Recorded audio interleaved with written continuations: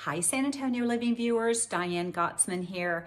Today we're going to talk about virtual meeting etiquette. Whether you are interviewing for a job, you just graduated and you're looking for a job and have gotten that internship or job interview, or if you're simply just meeting with your friends and family, it helps to know how to do it, and I am answering some of your questions, so I'm going to get started. The first question is, how can I make a great first impression when interviewing for a job? And the answer is just know your platform.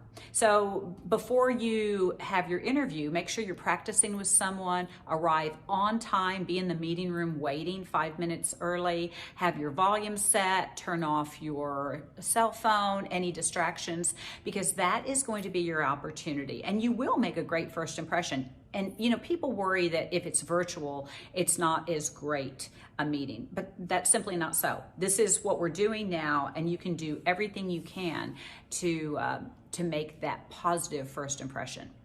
Do I introduce everyone if I'm the host? Yes. If you are the host, and especially if there's only 5 or 10 or 15 people, make sure that everyone knows who is in your Zoom interview or audience, I should say, because that way they feel more comfortable to talk.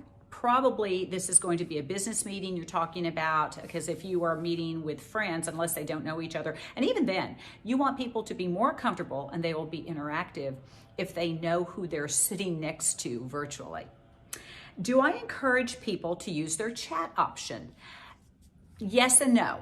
If you encourage them to use their chat option, they're not speaking. And if someone is sitting there not talking, it feels awkward for other people. So I think the chat option is great if you have something to say on the side, or you want to remind them about something that they want to that they should be talking about. But when possible, I think it's important to show engagement and interaction by being part of the group, whether it's part of a business meeting or part of your social party. Okay, so I think that's 80-20. 20% of the time I think chat is great. 80% of the time I think you should be engaging, verbally. Does what I really wear matter? Yes. What you wear matters, and that means top and bottom. You know, so many people are wearing pajama bottoms on the bottom, or a suit jacket and their cargo shorts.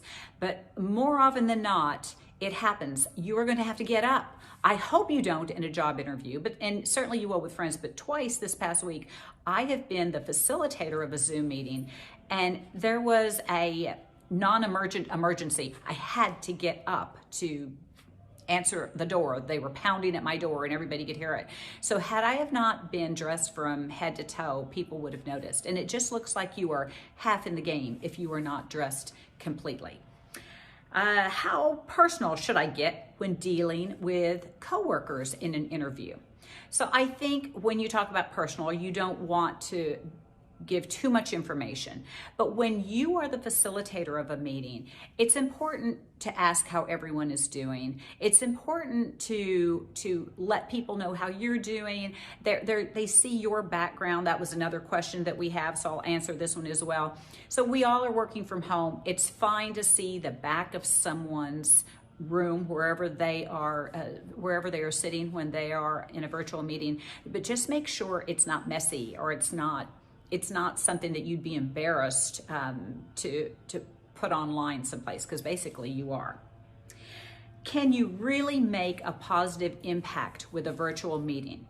You really can. You can make a positive impact, or you can make a negative impact. So you have to consider every detail. Consider your body language. So you're sitting up, your shoulders are up, you're not leaning backwards, you're not filing your nails, you're not distracted, you're not taking other calls or texting, you are smiling and engaging authentically. So, when you are meeting face to face, eye contact is so important, your smile is so important, but it has to be real. So eye contact when you're at a virtual meeting is in the lens of the camera, as opposed to looking directly at yourself or a person off to the left or the right. Okay, so positive eye contact, direct eye contact, is in the lens of the camera.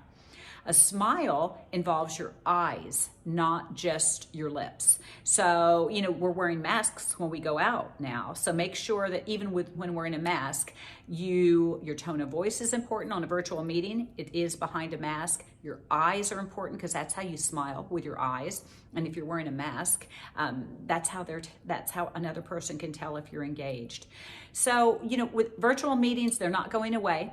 This is here to stay. So you might as well learn how to do it and do it well. Everything about what they see matters. The last question is, can I put a picture up of myself rather than be there personally?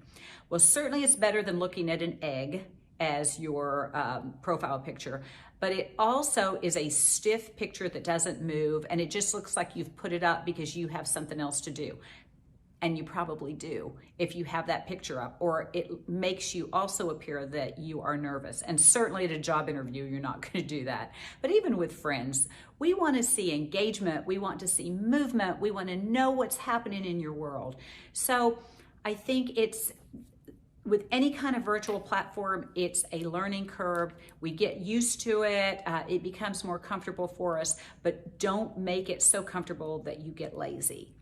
I wish you the very best of luck. I know graduates are looking for jobs. This is how you're going to be interviewing. Internships are being conducted over virtual meetings, and friendships are being built and strengthened through virtual meetings and connections. So let's get used to it and let's do it right and well.